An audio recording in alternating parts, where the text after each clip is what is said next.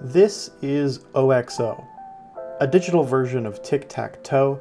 It was developed by British professor of computer science Alexander Douglas in 1952 as a part of his thesis on human-computer interaction for the University of Cambridge. Built to run on the university's electronic delay storage calculator, pictured here, it is considered to be one of the very first video games ever created. It supported local multiplayer. This is Halo Infinite. It cost $500 million to make by a team of over 400 people. It doesn't support local multiplayer. So, what happened? If you're my age, some of your fondest memories growing up are undoubtedly of you going over to your friend's house and firing up their NES to play some Teenage Mutant Ninja Turtles, their N64 to play some Mario Kart, or later a GameCube to play some Agent Under Fire.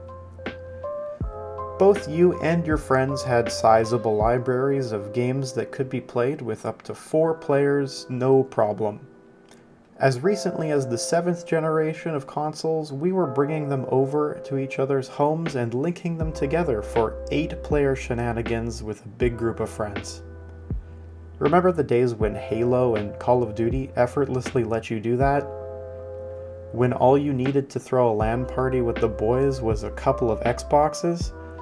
Nowadays, local multiplayer is so rare, I wonder why the PS5 or Series X even supports connecting multiple controllers.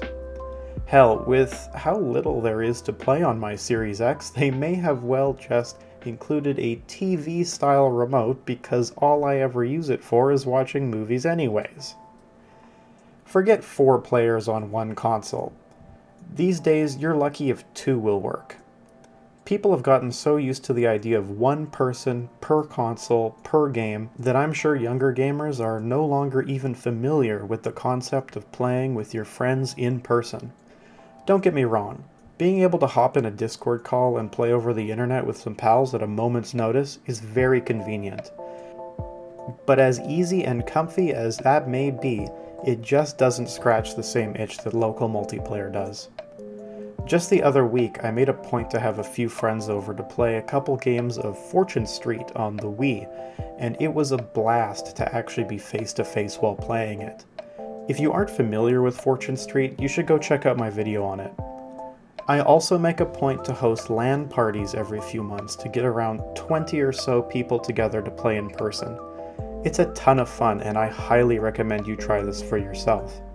It really is a totally different experience to be in the same room together. Now more than ever, multiplayer titles are king in the world of gaming. Everyone wants to release the next Destiny, Fortnite, or Warzone. But ironically, none of these games ever support you and your friends on the couch playing together. Imagine being a parent of multiple children in this day and age. Before, you could get the family an Xbox, an extra controller, and 1 copy of the game, and your kids could play together.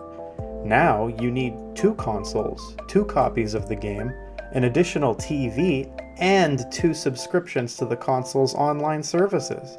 That's absolutely insane. But I can start to see why publishers prefer things this way. Additional copies and the death of the guest account means they can push their microtransaction-riddled garbage on more gamers. Of course, that's not what the devs will tell you. Time and time again, I hear the excuse that performance is the reason for not including local split screen.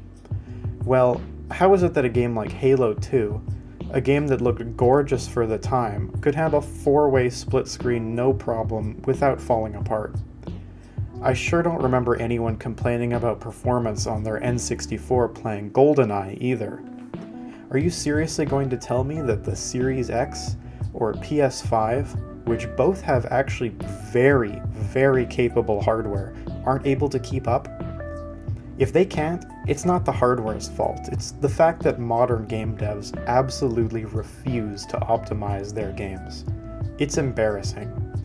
Dev teams are bigger than they ever have been, with larger budgets than ever, and gaming as a whole continues to grow exponentially.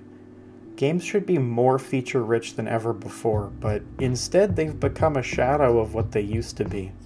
It's really depressing to see the downward trajectory year after year. It's such a strange paradigm where indie devs with non-existent budgets and tiny teams are the ones who carry the torch of local multiplayer. If they can manage it, there's really no excuse other than pure greed as far as I'm concerned. What do you think? Do you miss the days of couch co-op? Do you host or attend LAN parties with your friends?